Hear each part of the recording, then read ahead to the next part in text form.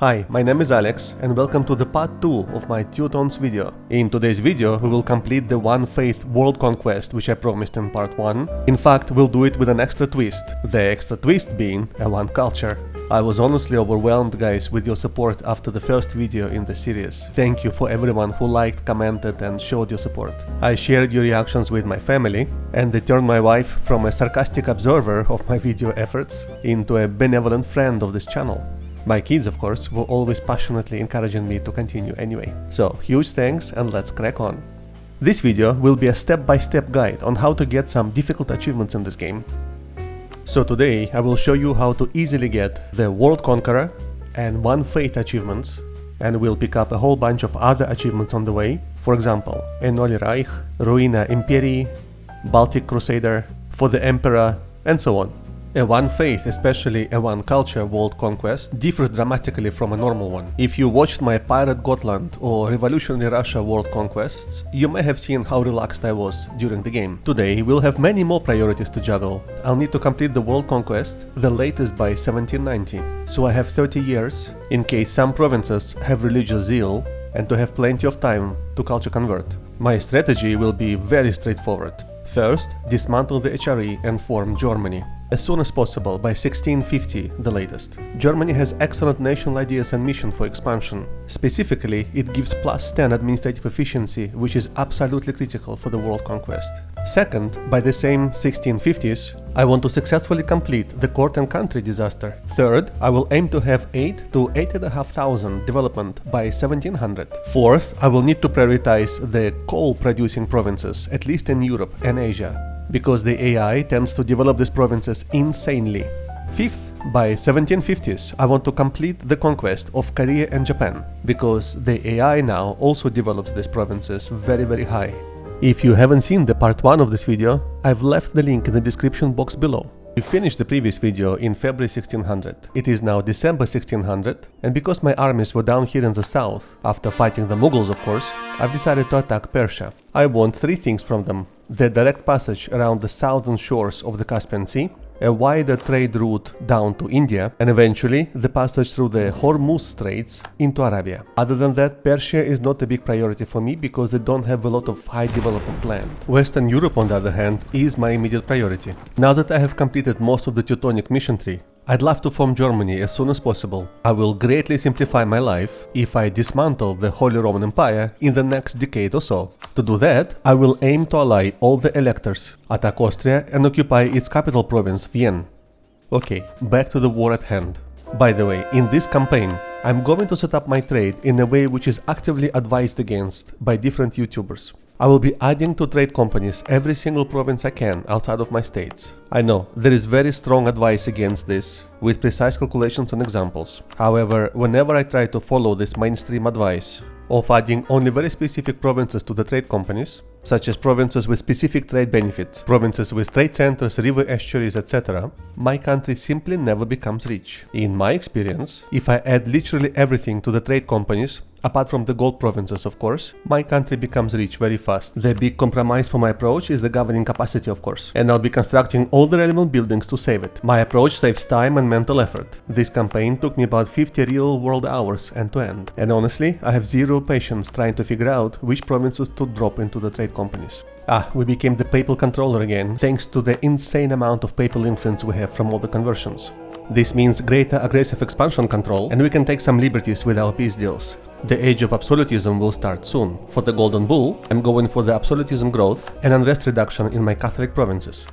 I've already pieced out the Persian ally Sind, getting access to the sea, and now I can piece out Persia itself. I'm basically chopping up these countries into stripes, taking their forts, especially the mountain forts, trade centers, and isolating them from one another, as well as destroying the coherence of their territories.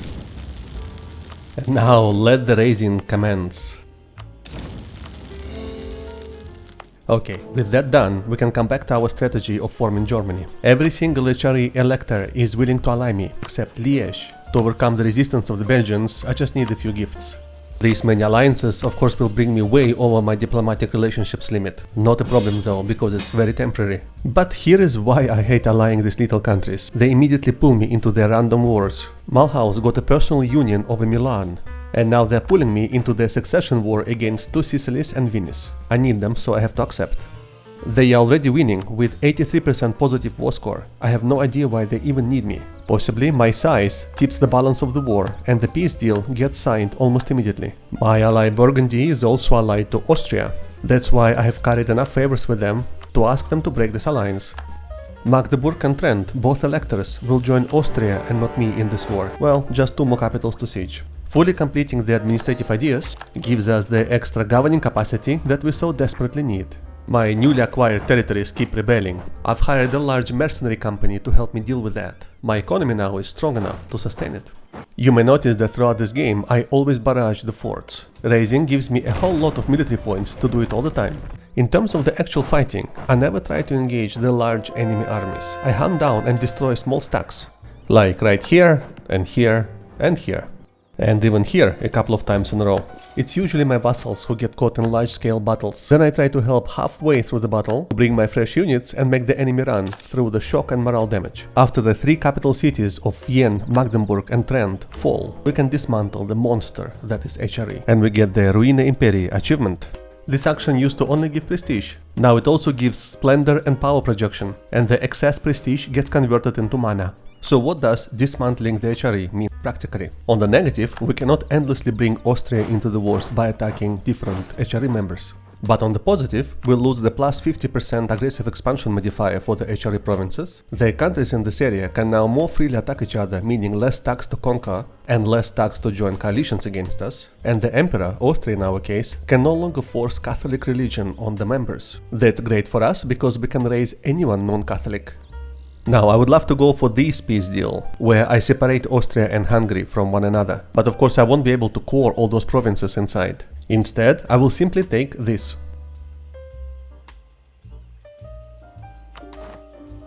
Given my one culture, one faith objectives, I need to strike a careful balance in my expansion. For one faith, it's more logical for me to expand into Africa and Asia, where most of the wrong religion provinces are. For one culture, I need to prioritize Europe, where a lot of development resides. In this campaign, you will see me balancing these 2 directions all the time. My problem with European expansion, like right now, is that I cannot raise the Catholic provinces. And even after concentrating development where I can, I'm still well above 100 overextension. This is simply going to be a fact of life for the next 150 years. There is also good news in being always above the overextension limit. There comes a point where everyone who can rebel, rebels. And most of your provinces get minus 100 unrest due to the recent rebellions. Also, as we convert religion and culture and increase our tolerance through monuments and policies, we will have better control of our country's internal affairs. Okay, couple of years passed, during which I have put down what felt like 1,000,000 rebellions. I have spared you the chaos and pain of watching the rebels rise and scream all over my map. Anyway, we move on.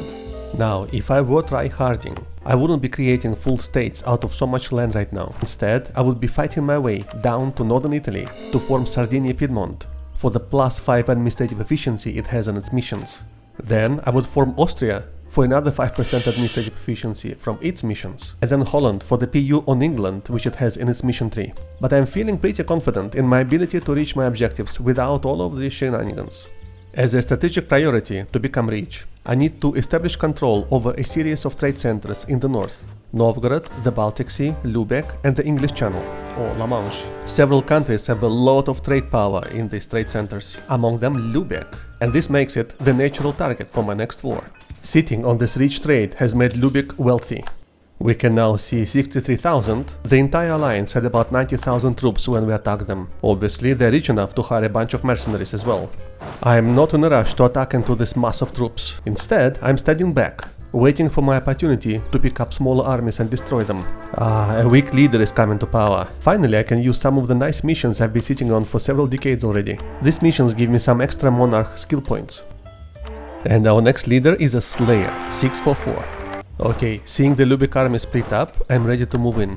I'm spending a minute describing my military tactics, because some commands express surprise how am I winning my wars so seemingly easily. That's how I avoid large-scale battles, I preserve my manpower, I destroy smaller enemy stacks, I get military support from large allies and vassals, and I pay attention to my army composition, leaning into my strength. For example, for Teutons I lean into cavalry. I usually only fight when I have an overwhelming military advantage, and most of my wars consist of sitting on forts, like that.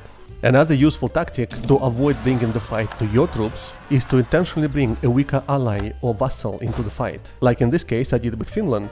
You can see that my little Finland has attracted almost 80,000 enemy troops, who are now chilling out up north, well away from my armies. You win most wars in EU4 by sieging forts, especially the capital forts, and that's what I'm doing. And I always barrage to preserve my manpower and shorten the war. Here is an example of when I would attack a large stack of the enemy. 34,000 enemy troops are sieging my fort. I send a 30,000 strong mercenary stack down there, and when they engage, I rally the fort garrison to help in the fight. There we go, a decisive victory, a lot of positive war score. Because we employed mercenaries, we didn't lose any manpower. Okay, after thoroughly defeating Lubeck, we can take a lot of their best lands, including the province of Lubeck itself, of course. It's no surprise that the coalition against us is growing. Mostly these are Germanic nations. I have a deadline to form Germany by around 1650s, so I choose to go ahead. For the next few decades, I will be navigating this growing coalition, not to let it trigger. These are all Protestant provinces, so we raise away. All the extra mana gained through raising makes scoring these provinces pretty much free, and I can use the extra mana to full state more lands to improve my economy and manpower. Soon we'll be triggering the court and country disaster. In preparation, I'm gradually removing all the non-critical estate privileges. We're still ages away from accumulating the maximum culture conversion discounts, but I'm slowly starting to convert the cheapest provinces because I have a lot of bird mana or diplomatic mana. The idea is to convert a few lowest development provinces around the map to gain 25% culture conversion discount for all bordering provinces. Right now it costs me 3 to 5 diplomana to convert each point of development. In the future it will be dramatically cheaper. For the coalition of Germanic countries not to declare on me, I do need some powerful allies. Spain and Portugal have remained far removed from all my conquests, and their fellow Catholics. They make natural allies for now. I will need to break these alliances fairly soon though, because both Spain and Portugal develop their provinces really high. For example, in one of my games, Spain has developed Asturias to 75, because it has the coal mine. For now, I keep fighting the countries in my trade zone of interest. Along with Northern Europe, which I mentioned before, I'm making my way to Italy, and for that I need to break through Hungary and Austria. Hungary happens to be allied to Sweden, so it's a great war for me.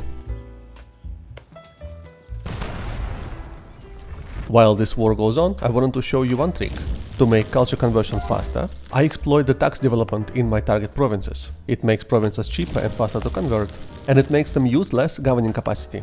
The AI develops so much these days that you have to keep burning this development for your one culture effort to succeed. Now, because I'm spreading Prussian culture, I look at it as replacing tax collection offices with beer establishments. We are spreading the love for Oktoberfest around the world. We first peace out Sweden. They're so remote that usually no one cares about them. I also cancel a bunch of their alliances, as always. I can now bring more power against Hungary, who is a much stronger opponent. The AI likes to distract your sieging units by sending a small bunch of armies deep into your territory and starting to carpet siege there. Usually I simply ignore them, but right now I have extra manpower to send after these troops. Hungary has a lot of forts, and I'm trying to take at least 5 in this peace agreement. My approach is to always raise everything I can. How am I attacking Hungary, who is a fellow Catholic? Well, espionage ideas allows me to fabricate claims on entire areas, so that's what I'm doing. It's now 1617 and I haven't fought the Mamluks even once. So I've decided to let the aggressive expansion against me in the German-speaking areas to die down, while I engage here in the Near East. This area is critical to pull some good trade into Europe. And I happen to own Mecca and Jerusalem, which will give me 2 extra missionaries. I keep forgetting to cancel these trade ships. Byzantium has set up this trade protection while they were my vassal, and after I integrated them, these ships just continued to operate. And now they're gone. I'll just show one example of fighting in the east, and after that I will start skipping some wars, so I don't dump all 50 hours of my video footage on you. After pushing my way through this initial line of forts, I send my main sieging stack down south to the next line of forts, and I support it with 1 or 2 stacks standing right nearby to reinforce it in case the enemy attacks me.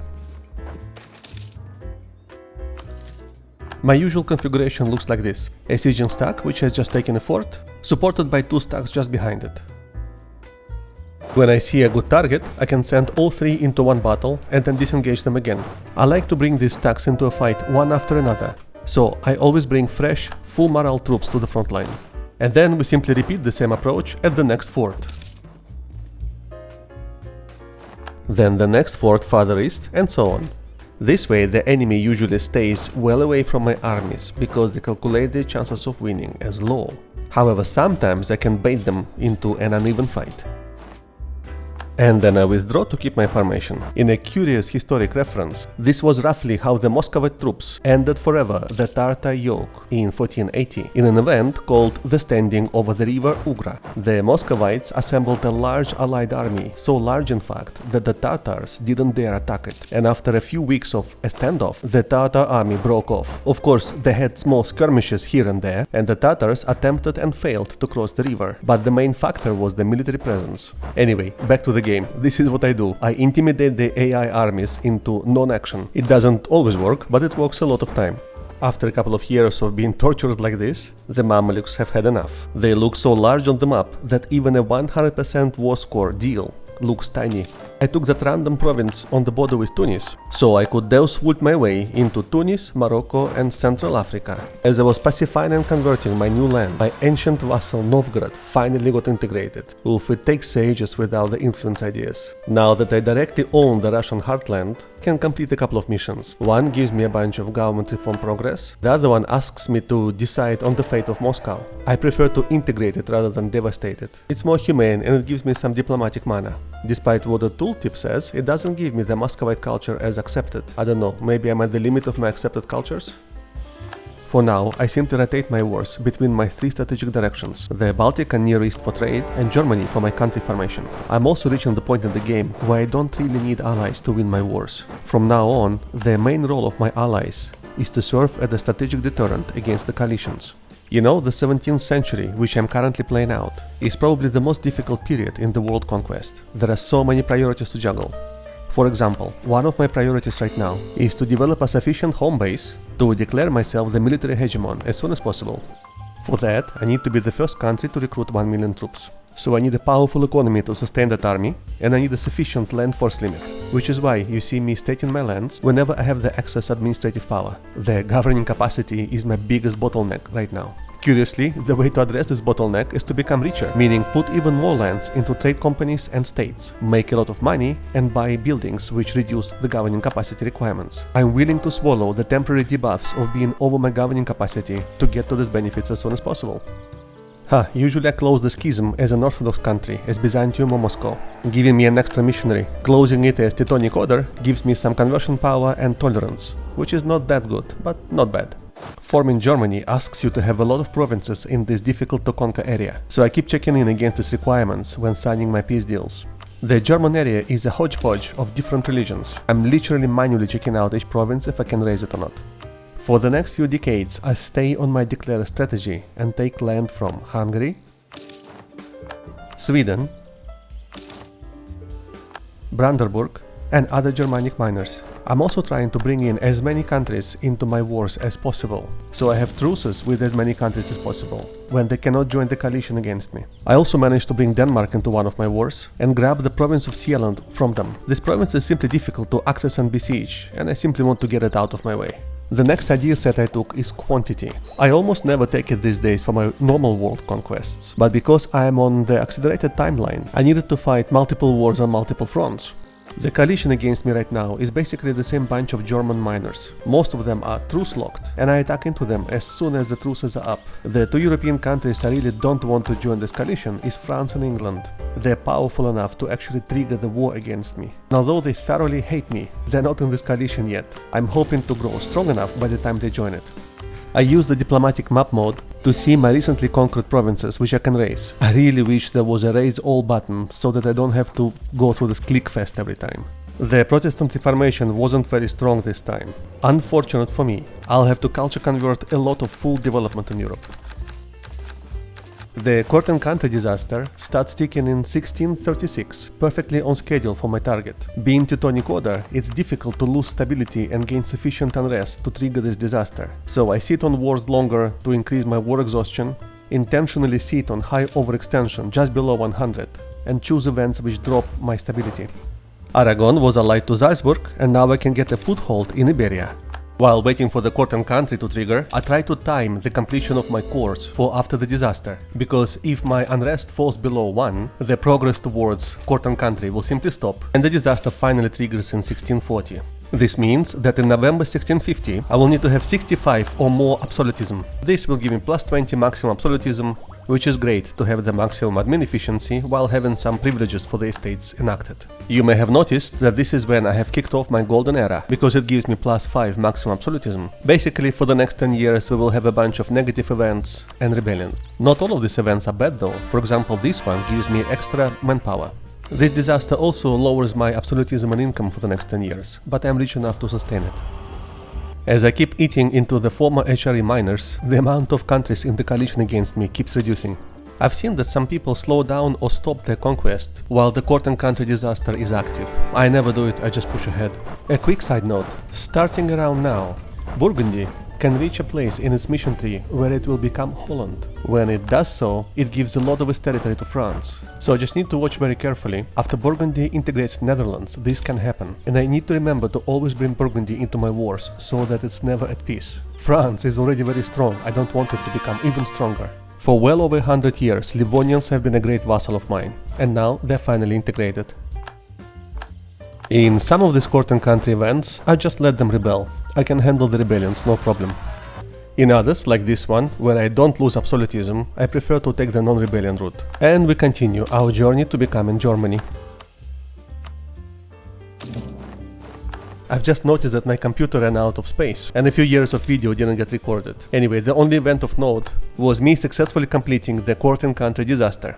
Other than that, I continued to eat into the Germanic lands, as well as Denmark and Finland.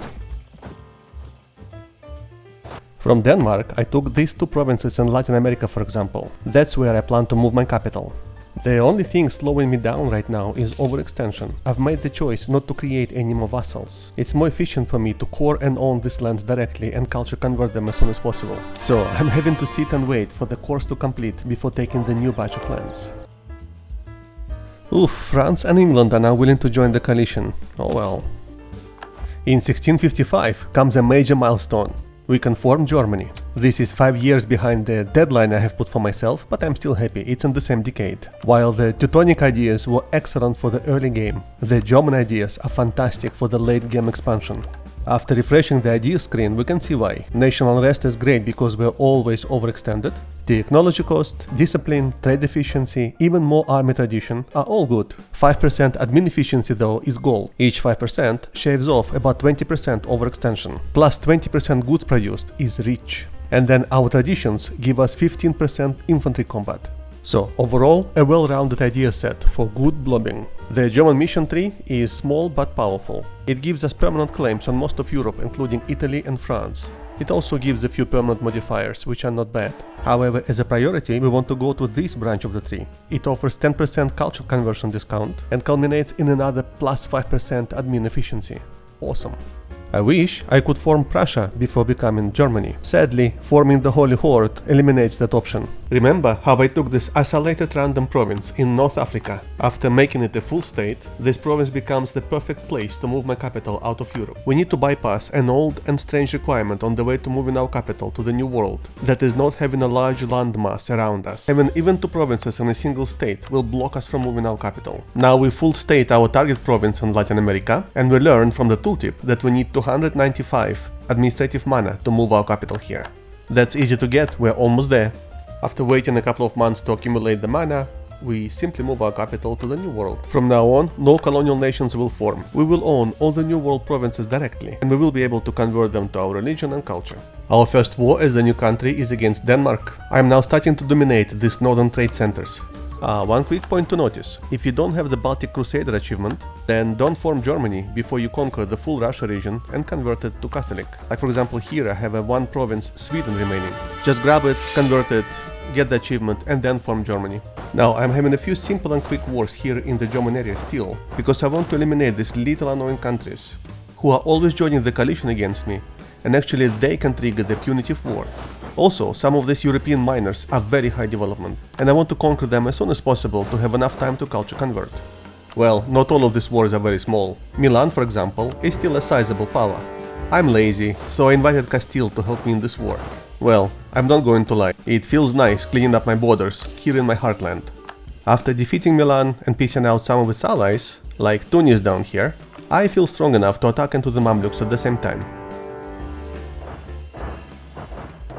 By taking the Milanese lands in this configuration, I am aiming to deny France entrance into the northern Italy. In this game, France didn't get a PU over Milan, and so independent two Sicilies formed. I am just hoping to keep France out of Italy altogether. Adal had joined the war on the Mamluk side, giving me a great opportunity to control the straits. My second war against the Mamluks was way easier than the first one, and because now I have more admin efficiency, the peace deal is also more sizable. Meanwhile, we never give up on our housekeeping, creating more full states and constructing the governing capacity buildings. Our economy is doing well, I am happy with our income. I am skipping what has become routine, for example this wars against Persia, where I got my access through the Hormuz Straits. I've started to accelerate my culture conversions. Through the admin efficiency and my government reforms, I've reached the point where I can get some good discounts if I'm converting a province bordering the one which is already Prussian. And as soon as the previous batch of provinces is scored, I signed a new peace deal. Some German missions are awesome when you already have a powerful country. This one, for example, gives me 400,000 manpower. Some missions simply give some estate loyalty. Fine, but they lead me to my most favorite missions of all, the one offering +5 admin efficiency. As my next idea set, I've taken Humanist. It's an obvious choice at this stage of blobbing. However, after taking it, I realized there is a bug. If I take the third idea in this set, I immediately lose the permanent counter-reformation modifier from my earlier missions, losing 2 missionaries, which is a big loss. This glitch in the system complicates matters a lot. I already have completed the offensive ideas, and completing the humanist ideas would have given me a policy of -5 separatism. Not only does this policy reduce the revolt risk, it also enables you to start culture converting 5 years earlier than otherwise. This is unexpected and bad. I will now need to time the moment quite well, when I will be ready to lose my 2 missionaries in favor of earlier culture conversion. Okay, just keep this bug in mind if you decide to do a similar game. Meanwhile, I've grown bold enough to have a couple of difficult wars at once.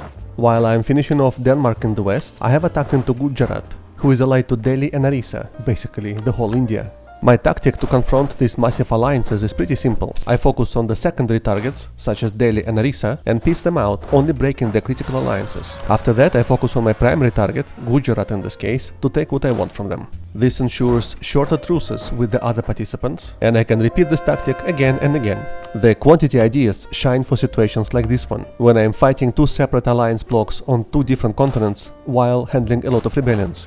Denmark, of course, is the easiest to piece out. Then Orissa, breaking a couple of their big alliances. And after getting Delhi out of the war in a similar way, then Gujarat for a lot of land. After this, I immediately attack Bahmanis. They are allied to Bengal and Sindh. This means that right now, the entire Indian continent is truce-locked with me, or at war with me. In other words, none of them can join a coalition against me. Mamluks and Morocco, who are furious with me, are also truce-locked. Most of Europe is truce-locked, apart from England and France. At the same time, I'm allied to 3 major powers: Burgundy, Portugal and Spain. That's why the coalition never triggers against me. We can now annex Constance and Augsburg, excellent. And although we have 100% at Bahmanis, we have to sit on our hands and wait for the previous course to complete. When I'm ready, I can take a lot of land from them. That's the magic of my growing administrative efficiency. Right upon taking this land, our overextension is 151, and after raising each and single province, we lose about 30 overextension. It gets to 120, which is more manageable.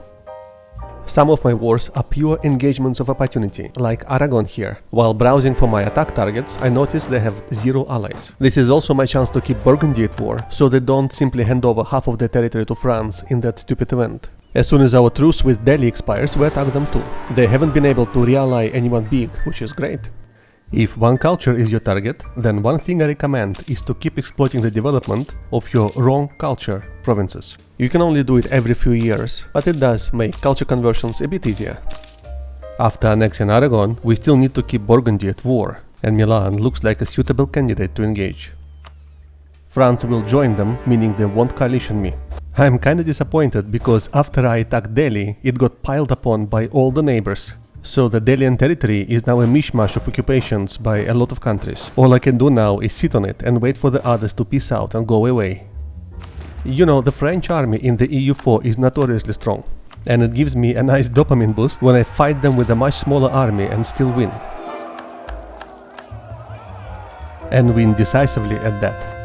This is the beauty of the German troops, with the maximum military tradition, army professionalism, offensive and quantity ideas, also of course fighting in a good defensive terrain, with good generals. You can expand on multiple fronts and win everywhere consistently. I also like adding mercenary stacks into my regular armies, just so I have two manpower pools to lean on. By the way, France is also fighting several enemies at once. For example, they're fighting Castile in a separate war, and I'm feeling pretty good in my ability to win it. So good in fact that I've decided to declare my third war against Orissa. I keep attacking the Indian nations the moment our truces expire. They can never join a coalition against me. Apart from the coalition control, the big idea about running several wars at once is having a non-stop supply of new provinces to core. I literally sign new peace agreements the moment the old cores are complete. One thing I forgot to mention. Soon after forming Germany, I dropped the espionage ideas and chose diplomatic. I no longer care about the aggressive expansion. I have a Deus Vult casus belli outside of Europe, and my German missions have given me claims on all of Europe. I also have a lot of sieging ability from my army modifiers. The espionage idea group was excellent for the early game, but it's completely obsolete right now. Whenever I start overflowing with the admin mana, as long as I have the governing capacity for this, I keep full state in my lands. Do I know it's not efficient taking land from non-co-belligerents in my wars? Do I know it wastes a lot of diplomatic mana? Yes, I do. But I don't care. With some other secondary war participants though, I'm happy to sign a white peace, because I don't want to distract my resources on them. From France, I'm happy to take a few provinces. It may not be obvious, but Gascogne is already my vassal from one of the previous wars. It sounded like a good idea to create this vassal back then, because Gascogne has a lot of claims on France. But now I feel I made a mistake. I just don't think I need it. I keep forgetting to transfer occupations to them. I'm never at peace to feed them my overextension. And now they're blocking me from coring provinces deep in France. Milan itself was just a 2-province minor, and now they're gone. Because I have to keep engaging Burgundy in war, 2 Sicilies is next. They're allied to a massive Venice, so basically I'm fighting the whole Italy. I mean, look at my generals. With leaders like this, it's almost impossible to lose. I still cannot peace out Delhi, because it's occupied by a bunch of countries, but this peace deal with Orissa looks good to me. The Italian nations have sent a combined 160,000 troops to siege a couple of irrelevant forts in Iberia and Gascogne, basically leaving me uncontested to siege their homeland. I now own a lot of rich land in Central, Eastern and Northern Europe, and soon in Italy, so I keep experimenting with my trade setup to see which scenarios produce more money for me. It's 1688, I have enacted the German education, I have a bunch of universities, and my people are still afraid of comets, so give me a break. Meanwhile, Bengal has come out of the war against Delhi. Great news, I can occupy a bit more land. I am not letting the enemy troops leave the war zone, so whenever they try to siege my provinces, I form a large army and strike.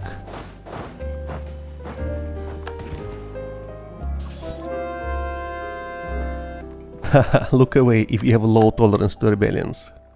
When we are ready, we take a whole lot of land from Delhi, isolating them from all their neighbors, and of course taking all their forts. This massive border war is what I find the most efficient way to take land for the world conquest. We took almost 600 development from Delhi, dropping them off the great power list. In a few decades, our peace deals will be even more dramatic. Morocco has a lot of allies spanning a wide territory, from Nigeria to Caucasus, so I don't mind bringing Portugal and Spain as my allies into this fight. While fighting in Morocco, we're literally waiting for the course in India to complete, so that we can peace out Italy, and then the Italian course will be completing, and then the Morocco course. So I'm actually slowing down my expansion for now. But Gujarat is defenseless, so why not attack them? I can pretty much annex the entire 2 Sicilies if I wait a little bit, so let's give them a month or two to make up their mind. I prefer to attack Mamluks directly later and take a lot of land from them, so for now, just break the alliance with Morocco and let them go. And the Italians had a chance to ponder. Now they accept our conditions of full surrender.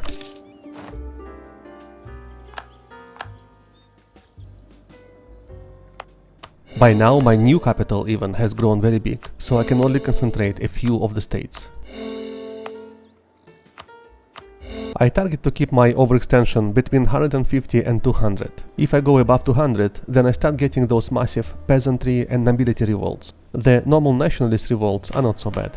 Remember how I was aiming to get 8000 development by 1700 when laying out my strategic objectives for this campaign? Well, I'm happy to report we've achieved this 6 years ahead of schedule, and that's after all the raising and concentrating we have been doing tirelessly. The original development we have conquered is probably around 9000 right now.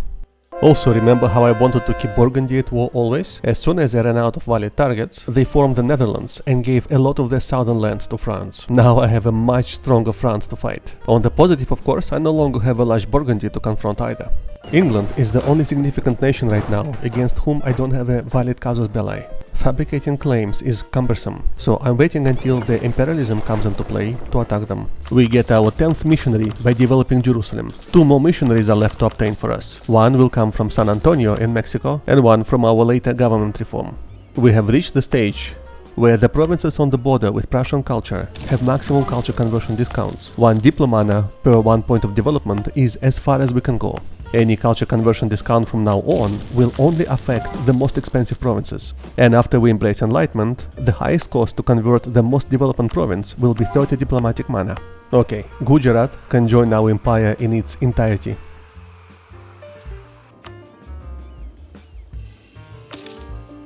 I cannot tolerate such a large France in Europe. I can only assume that now they're strong enough, they will start attacking into Iberia and Netherlands. They also have a lot of development. I need to start taking them down. Between France and Venice, they have more troops than what I have on my western front. I'll just need to micromanage this war a little bit. When I can peace out Morocco, I am just being very careful not to give over any provinces to the Iberians in this peace deal. Now I control most of the North African trade and I have access into the Central Africa. I can now also bring Portugal into my war against France. As I raise all of these provinces, mana is starting to come out of my ears. I can use the diplomana to keep culture converting, but I am running out of the ways to use my military and administrative mana. I am frequently leaving the slackening recruitment standards on to use up my military points, and I also keep developing some of my Prussian provinces to bring up the amount of crown land I have. I can already become an economic hegemon, but I prefer not to. I would rather claim the military hegemony. Okay, the Enlightenment has spawned somewhere else, not in my lands. I want to embrace it as soon as possible, so I can go all out on culture conversion. And it is now 1700. We have successfully come out of the most difficult century of the world conquest. We are rich, powerful, with a massive army. We are conquering so fast that we have to sit around and wait for the course to complete. A long time ago, we have embraced the diplomatic technology 23, giving us the imperialism CB. We are well on schedule for our objectives. From now, the biggest challenge is not the AI, it is a burnout of having to click a million buttons to religion and culture convert, and to move hundreds of thousands of troops around the globe. I'll skip all the mundane details that have almost driven me insane, and show you the key highlights of completing this challenge. Mental and physical well-being are critical if you are playing these long-form campaigns. For example, in my case, I've been taking frequent breaks to spend time with my family, walk my dog, hit the gym, etc. Even though Venice was not co-belligerated, I decided to take most of its forts. Not many people are left to care about the aggressive expansion. My main activities now are waiting for the previous course to complete, coordinating several wars at once, and constructing all the governing capacity buildings, as well as converting provinces, of course. When I can peace out France, I take all of the remote islands and lands in Africa, and a bunch of forts and high development provinces like this. I still lack the ability to core anywhere, regardless of the coring range, so I have to take land in this strange shape. After the peace deal, I realized that I've missed some high development coal provinces, so I loaded the old save file and took them inside of Paris. I also pieced out all the other minor wars and made Gascogne finally useful by giving it a bunch of French land to core. Netherlands immediately broke their alliance with me. Ending many centuries of our love and friendship, they must have forgotten how back in the day, when they were still Burgundy, I protected them from the wrath of France. This could not have been more timely. Netherlands is so highly developed that they're the only valid rival for me. I do need to attack them fast, otherwise I will not have the time to culture convert. While waiting for my truce with them to expire, I've attacked into Songhai in Africa and Delhi in India. Now it pains me to attack my old friend, but I don't have the choice. I actually can use the nationalism CB on them, giving me cheaper province war score. All the while, I'm swallowing a lot of territory all over the map.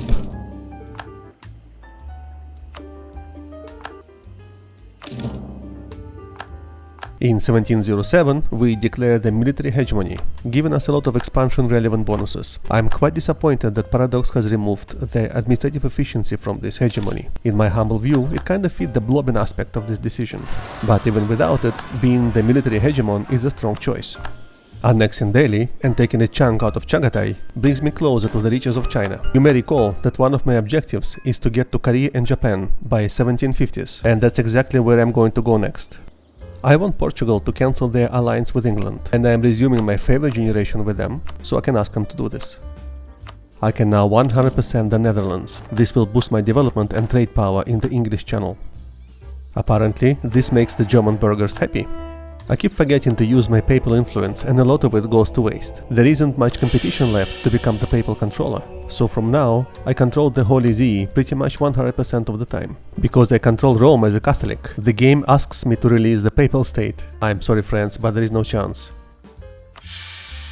After pre-landing more than 400,000 of my troops on the Isles, I attack England to continue on my quest to control La Manche. This force may look excessive on the first glance, but you may know that England, unlike Spain, likes to keep most of its troops at home. I need a lot of men to pour in and give them a decisive defeat. And that's exactly what I do. I have ignored Britain's North American colonies entirely in this war. However, full occupying England and its continental allies gives me 100% war score. And then we continue our annexation spree.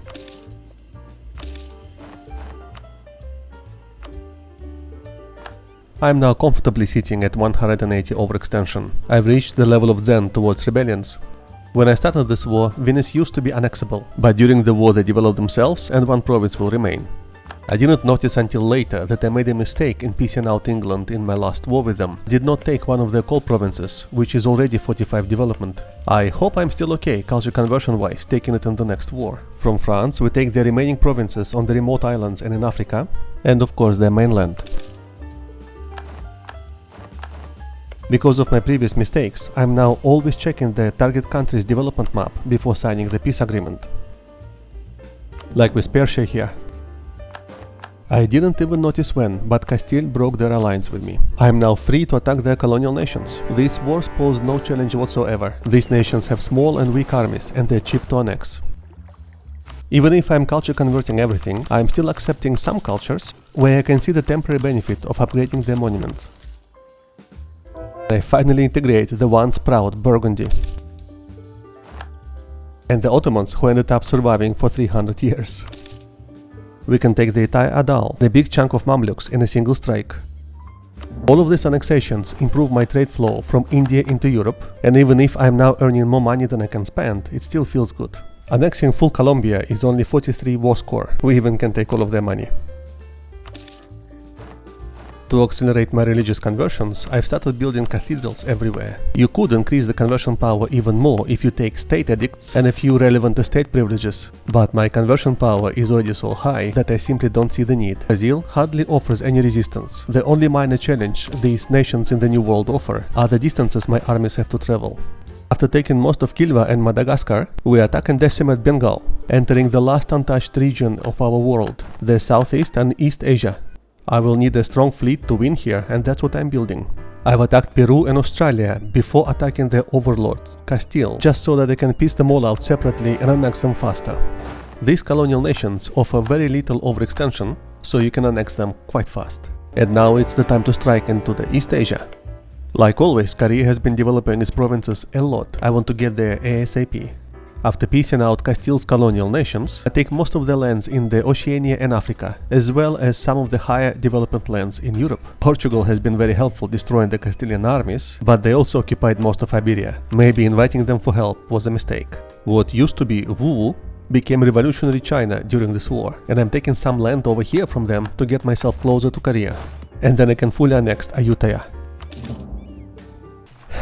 Almost 270 overextension. That's a lot, even for me. I want to attack Qi over here, but they are allied directly to Korea, and I want to piece these large countries directly instead of as co-belligerents. Because Korea is my main target right now, I have decided to attack one of Qi's allies, Lang Na. This way I can get a land connection to Korea and attack into them with my armies and annex them. Also, Qi is the second largest superpower right now, and I want to cut them down in size. Before I forget, a short while ago I took the expansion ideas to colonize and convert the empty provinces in Siberia and Africa. I am basically making unlimited money right now, so as soon as one of my colonists creates a colony, I recall them and send them again to colonize. This way I can have a lot of colonies going at once. This war took a while because of the large distances and heavy forts, but we can finally get what we want. I may have done something wrong in my settings, but I keep running out of sailors. So I decided to build these trade company investments, which increase your army and sailor manpower. And we can now attack Korea.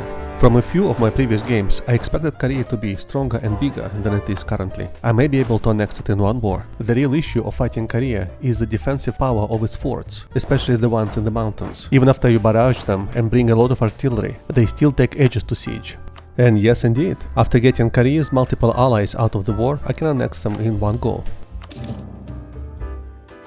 Awesome, now I also have a foothold in Japan. Through the power of raising, we can make a 46 development province, 31 development, shaving off 15 years of culture conversion. And after all the raising is done, we are still at 200 overextension. Luckily, we're running out of countries to fight, so this overextension nightmare will soon be over.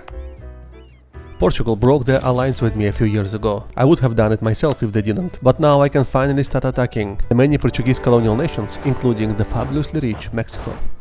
When some of the previous cores are complete, we can annex what remains of France and its ally, Luba.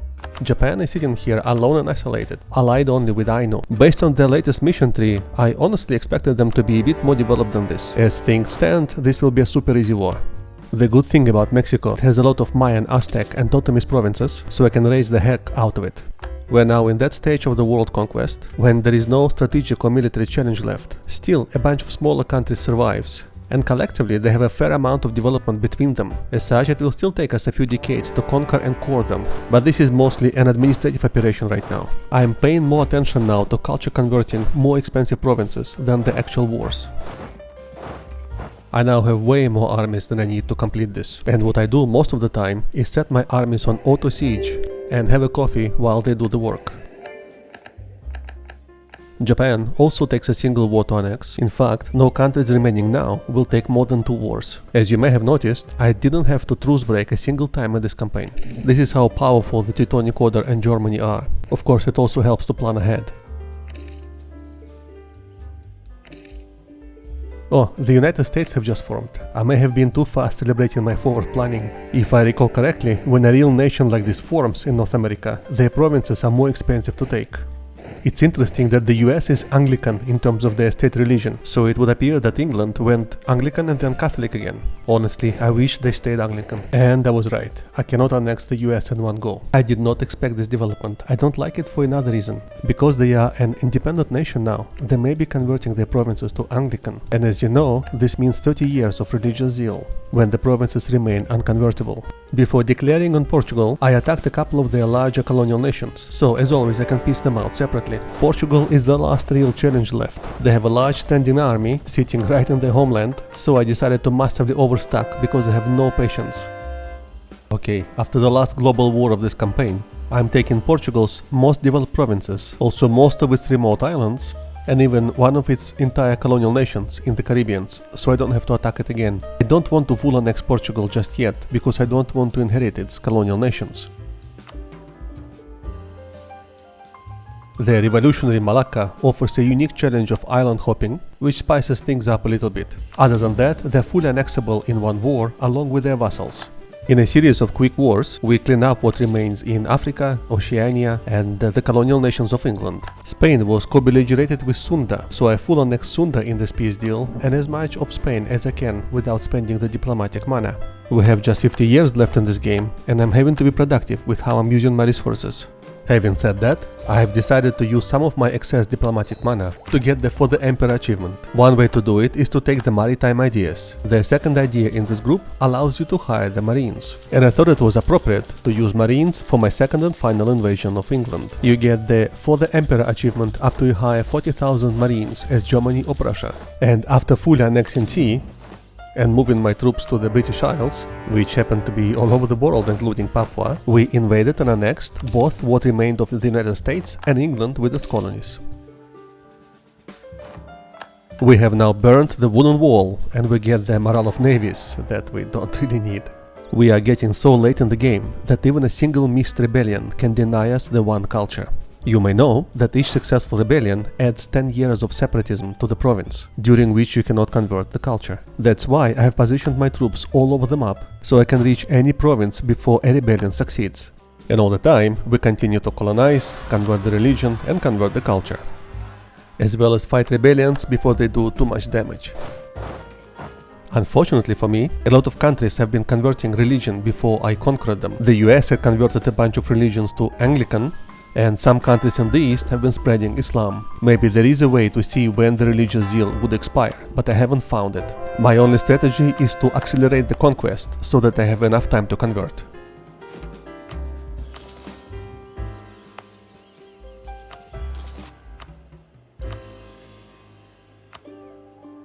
I completed the world conquest in July 1792 by annexing the Hawaii, and since then all I have been doing was optimizing my culture conversions. I was able to conquer everything fast enough for the religious zeal to expire on time.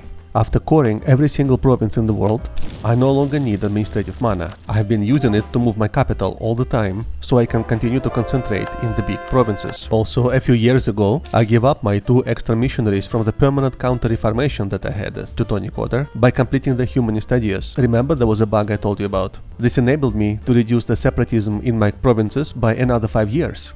Right now, my capital is in the northern Australia. I did it simply to have a better name placement for my country on the map. The coal-producing province of Derby will complete culture converting in March 2020. I still can't believe I skipped it in my first peace agreement with England. Because of it, I almost failed my one culture by a few months. I've reached the final government reform in 1798. It would have given me 30% cheaper war score for the provinces of other religions. I guess it could have been helpful. We have 0 rebellions right now, pretty much everyone is Prussian, and everyone loves celebrating the Oktoberfest. We also had 100% crown land for the last 50 years or so.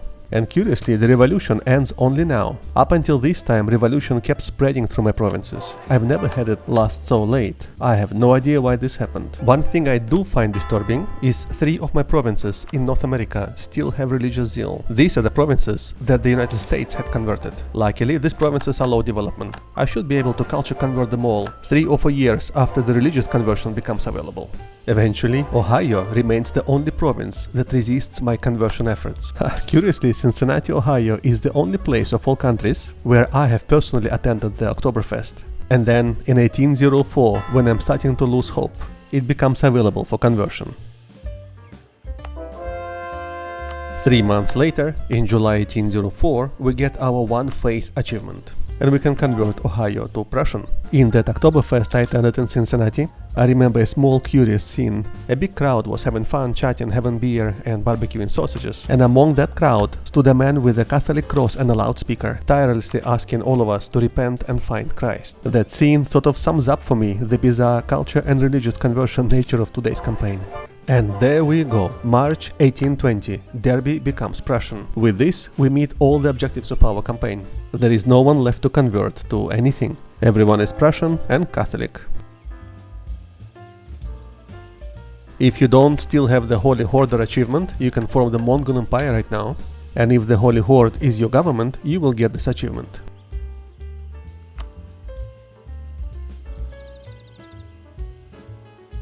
You can even form the Roman Empire if you want to. This will give you the Mare Nostrum achievement if you don't have it. Neither the Mongol Empire nor the Roman Empire change anything to your country. These are just cosmetic changes. And there you have it. Hope you enjoyed this campaign and found some of my approaches useful. See you in the next video.